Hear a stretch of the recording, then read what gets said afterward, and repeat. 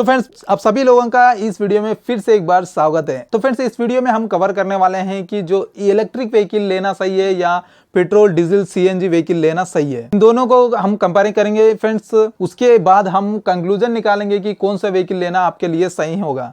अगर आप भी कंफ्यूजन है, आपके पास भी टाइट बजट है, उसके अंदर आप एक व्हीकल खरीदना चाह रहे हैं और वहां पे आप कंफ्यूज है कि जो इलेक्ट्रिक व्हीकल जो फ्यूचर पूरा उसी के ऊपर होने वाला है वो लेना बेहतर है कि या जो फिलहाल बढ़ रहे हैं पेट्रोल डीजल के रेट उसके हिसाब से हम पेट्रोल डीजल के जो व्हीकल है वो लेना सही है। तो ये दोनों का जो कंफ्यूजन है उसी को दूर करने के लिए कुछ मेन पॉइंट्स जो मैं कवर अप किया हूँ, ये जो मेन पॉइंट्स मैं निकाल के लाया हूँ वो हर एक व्हीकल ओनर या ड्राइवर को रिलेट कर पाओगे आप। तो उसी के अंदर जो मेन चीज है वो किसके अंदर ज्यादा है किसमें कम है उसको आप कंपेयर करके उसके अंदर से आपको जो सूटेबल होगा उसको आप ले सकते हैं आपके हिसाब से। तो फ्रेंड्स पिछली वीडियो में पूरी इलेक्ट्रिक व्हीकल के अंदर सब कुछ मैं कवर अप किया हूं। अगर वो वाली वीडियो नहीं देखे तो यहाँ पे आई बटन में और साथ ही साथ नीचे डिस्क्रिप्शन में भी लिंक दे दूंगा, वहां पे जाके आप देख सकते हैं। उसके ऊपर काफी अच्छा रिस्पांस आ रहा है। सभी लोग ये कहते हैं कि इलेक्ट्रिक व्हीकल सभी यही बता रहे हैं, लेकिन उसका जो बैकग्राउंड है जो आपको जानना जरूरी है वो भी आपको कोई नहीं बता रहा। तो मैं कोशिश किया हूं कि वो पॉइंट्स आपको पता चले। उस वीडियो के ऊपर भी काफी अच्छा रिस्पांस आ रहा है और कमेंट में भी बहुत अच्छे कमेंट्स आ रहे हैं फ्रेंड्स। उन लोगों के जो दिक्कत है वो कमेंट में बता रहे हैं और साथ ही साथ वो दूसरों को भी बताने के लिए एंकरेज कर रहे हैं और मुझे भी मोटिवेशन मिल रहा है, इसलिए ये वाला वीडियो लेके आया हूं फ्रेंड्स। इस वीडियो में हम जो मेन चीज है जो हर एक व्हीकल ओनर के पास रिलेट कर पाएंगे आप, और जो मेन पॉइंट्स है उसको मैं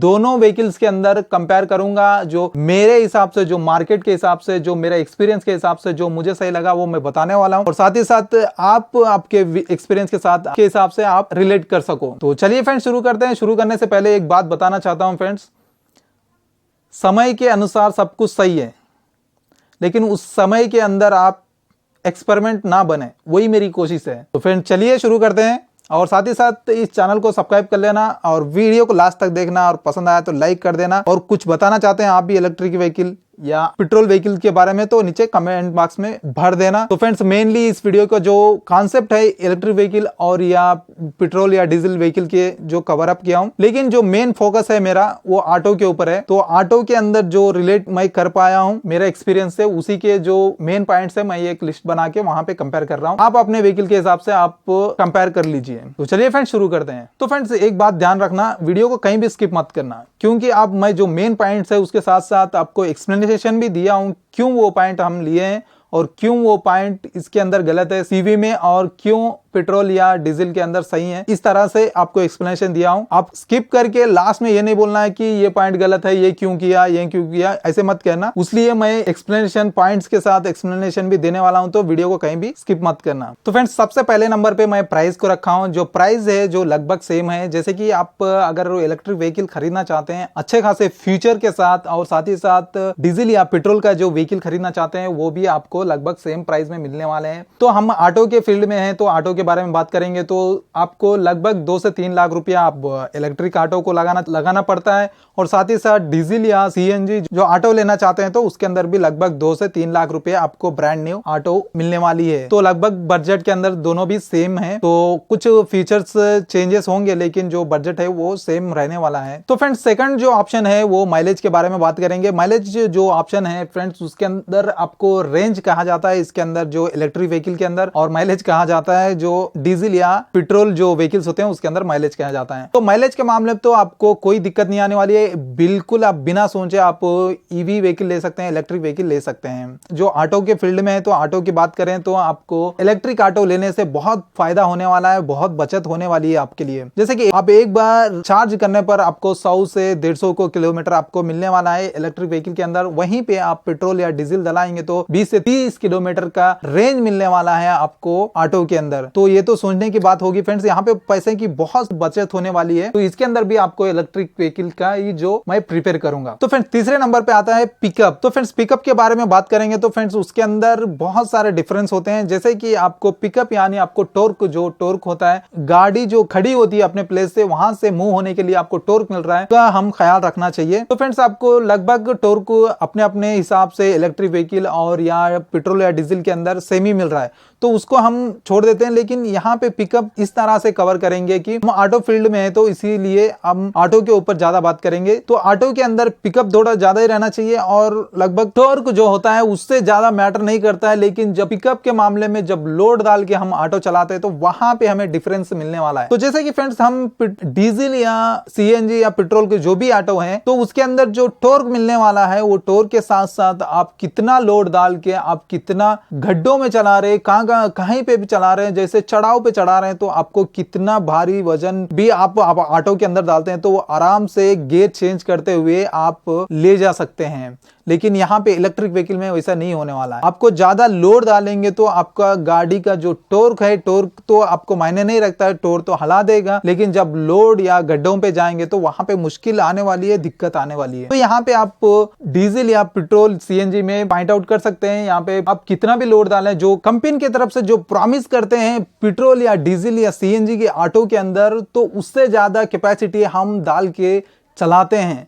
जो गड्ढों पे, जो कहीं पे भी चढ़ाव पे, गड्ढों पे हमें एकदम कच्चा रोड पे भी हम ऑटो को एकदम वजन से वजन डाल के हम ले जा सकते हैं। तो वो भी ख्याल करने की बात है। यहाँ पे तो ऑटो के मामले में मैं पेट्रोल या डीजल सीएनजी के ऑटो को ज्यादा प्रिपेयर करूंगा, क्योंकि जब हम ऑटो लेते हैं, अगर एक गाँव में रहते हैं, आप गाँव में रह के आप ऑटो चला रहे हैं तो आपको पता होगा कितने सारे काम करते हैं एक ऑटो से, कितना सारा सामान उठाते हैं। तो वहां पे आपको इलेक्ट्रिक व्हीकल से ज्यादा पिकअप या लोड जो खींचने का कैपेसिटी है उसको अंदर डीजल या सीएनजी के ऑटो में मिलने वाला है। तो फ्रेंड्स चलते हैं चौथे नंबर पे। चौथे नंबर पर मैं अवेलेबिलिटी को रखा हूं। अवेलेबिलिटी का मीनिंग ये है कि फ्रेंड्स हर जगह हमें उस जो व्हीकल के रिलेटेड सब कुछ मिलना चाहिए। जैसे कि मैकेनिक हो गया, कोई भी खराब हो गया तो आपको लोकल में कहीं पे भी आपको मैकेनिक मिलना जरूरी है। तो इस मामले में आपको पेट्रोल या डीजल जो भी अदर व्हीकल है उसके आसान हो जाते हैं, क्योंकि आप अगर गाँव में भी रहते हैं तो गाँव में कोई ना कोई मैकेनिक आपका काम करके निकाल देगा। लेकिन अभी इलेक्ट्रिक व्हीकल के अंदर उतना एक्सपर्ट नहीं बने हर गांव में और उतना नॉलेज भी नहीं है उसके बारे में। और साथ ही साथ उसके अंदर ये भी कंडीशंस होता है कि अगर तुम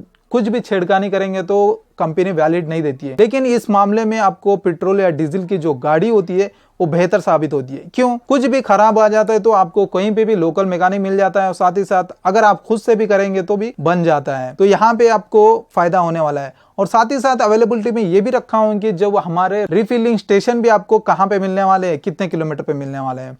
तो फ्रेंड्स इस मामले में भी आपको पेट्रोल या डीजल ही फायदेमंद होता है, क्योंकि फ्रेंड अगर आप चार्ज करना चाहते हैं, अगर गांव के मामले में गांव में रहते हैं आप, अगर गांव में ऑटो चला रहे हैं तो आपको आपके घर के अलावा कहीं पे भी चार्जिंग स्टेशन नहीं मिलेगा दूर दूर तक। तो फ्रेंड्स माइलेज के बारे में यहाँ पे एक बात करना चाहता हूं मैं।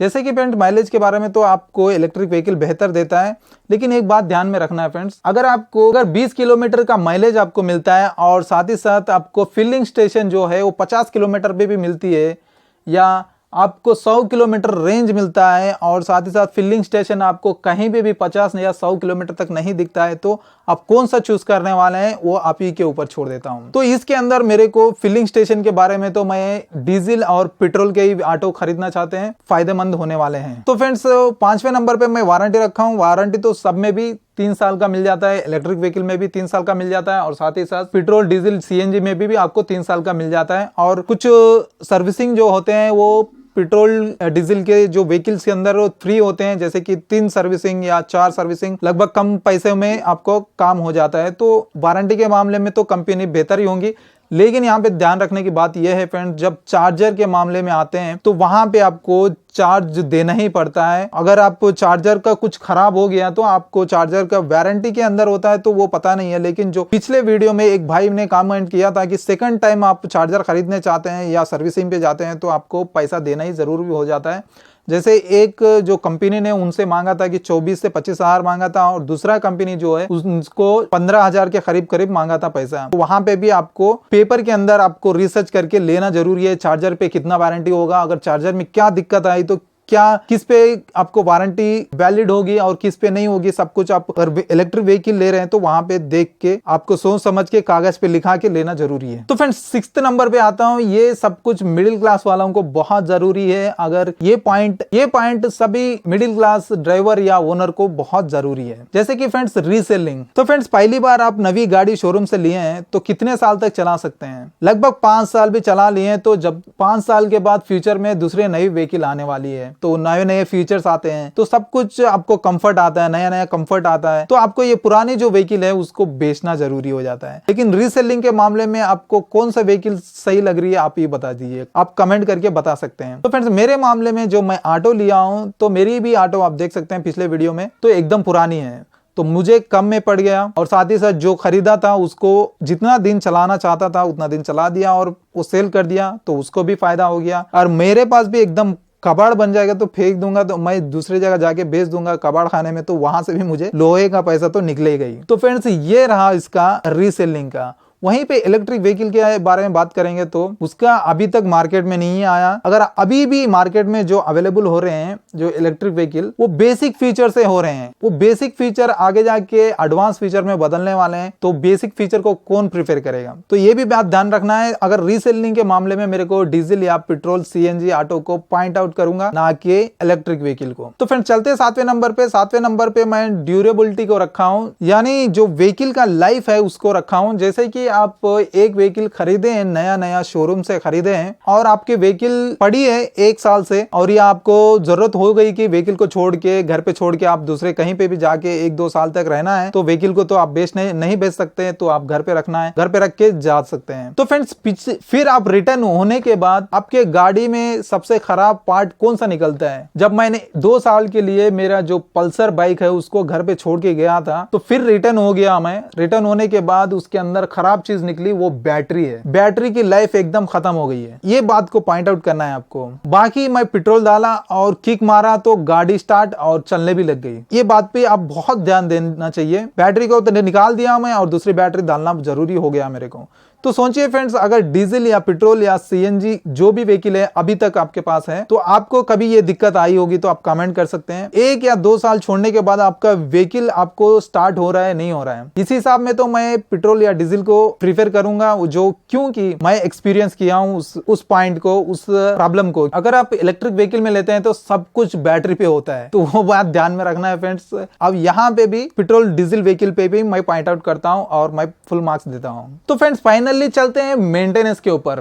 तो मेंटेनेंस के बारे में बात करूंगा तो आपको पेट्रोल डीजल के अंदर हर महीने ऑयल चेंज कराना पड़ता है, और साथ ही साथ फिल्टर वगैरह वगैरह बहुत सारा काम होता है, वो भी करना पड़ता है। और ऑटो के मामले में भी आपको क्लच प्लेट चेंज करना होता है और ऑयल चेंज करना होता है, ऑयल फिल्टर चेंज करना होता है और हेयर फिल्टर को भी क्लीन करना होता है। अगर वो वाला वीडियो नहीं देखा तो आई बटन में दे दूंगा, जाके देख लेना। ये सब कुछ होता है। लेकिन इलेक्ट्रिक जो व्हीकल होता है वहां पे कुछ नहीं होता है, जीरो मेंटेनेंस होता है। इलेक्ट्रिक व्हीकल में कुछ भी मेंटेनेंस निकलता है तो आप डायरेक्ट शोरूम में जाना होता है, वहां पे कराना होता है, क्योंकि आपको मंथली मेंटेनेंस नहीं होता है। और साथ ही साथ आपको ऑयल फिल्टर, हेयर फिल्टर, ये सब कुछ भी नहीं होता है। बस आपका मेंटेनेंस निकलता है तो कुछ खराब आने पर मोटर वगैरह पे निकलना है तो डायरेक्ट कंपनी पे जाना है, और साथ ही साथ और दूसरा निकलता है तो वो टायर निकलते हैं या बॉडी के कुछ भी निकलता है तो वो कुछ हो सकता है। तो मेंटेनेंस के हिसाब में तो इलेक्ट्रिक व्हीकल द बेस्ट कहूंगा मैं, जीरो मेंटेनेंस होता है। इतना है कि आपका चार्जर या बैटरी में कुछ खराब नहीं आए, वो अच्छा मेंटेन कर लेना है आपको, बस उसके अलावा कुछ भी मेंटेन नहीं रहता है। लेकिन वहां पे डीजल में तो आपको पता है कितना मेंटेनेंस रहता है। अगर 2 व्हीलर भी आपके पास है तो बहुत सारा मेंटेनेंस निकलता है, महीना नहीं करना पड़ता है। अगर ऑयल चेंज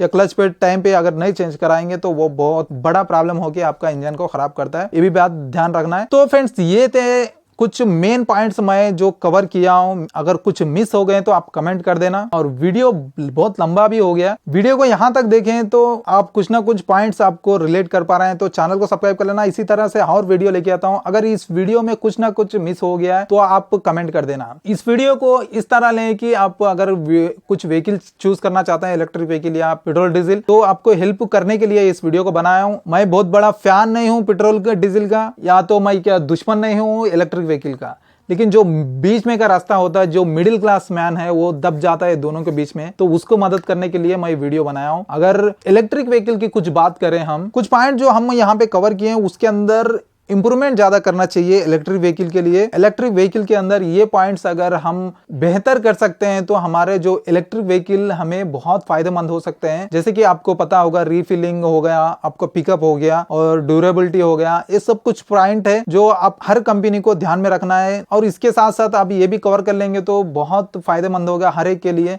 और मिडिल क्लास या लोअर क्लास के लिए तो बहुत फायदेमंद होंगे, क्योंकि ये डीजल या पेट्रोल का रेट बढ़ने से सब कुछ बढ़ जा रहा है। अगर ये सब कुछ पेट्रोल या डीजल यूज ही नहीं करना चाहते हैं तो सब कुछ हमारा एनवायरनमेंट भी बेहतर होने वाला है और साथ ही साथ हमको भी यूजफुल होने वाला है, जो मेंटेनेंस भी हमारा जीरो होने वाला है। तो आप एक बार कंपनी से ले लिया तो फिर 6 महीने में कभी भी 1 साल के अंदर भी आप कंपनी को विजिट कर सकते हैं आपका व्हीकल को रिपेयर कराने के लिए। उसके अलावा आपको कुछ जरूरत नहीं है कि हर महीना आप वो विजिट करें मैकेनिक के पास। तो फ्रेंड्स, अगर आप इलेक्ट्रिक व्हीकल अगर क्रिएट कर रहे हैं, बना रहे हैं, तो ये वीडियो आपको फीडबैक की तरह ले, ना कि आपको नेगेटिव ले, ना कि यहाँ पॉजिटिव ले। फीडबैक की तरह इस वीडियो को लेना जरूरी है, क्योंकि इस जो वीडियो में जो मेन पॉइंट्स है उसको मैं कवर किया हूं। अगर उसके अंदर फोकस करेंगे तो इलेक्ट्रिक व्हीकल का जो फीचर होने वाला है वो बेहतरीन होने वाला है। तो फ्रेंड्स, अगर आप यहां तक वीडियो देखें तो आपको वीडियो डेफिनेटली अच्छी लगी होगी, इसलिए यहाँ पे देख रहे हैं तो लाइक कर देना। और कुछ भी इस वीडियो में मिस हो गया तो आप कमेंट कर देना, उसके ऊपर भी हम वीडियो बनाएंगे। तो मिलते हैं अगली वीडियो में।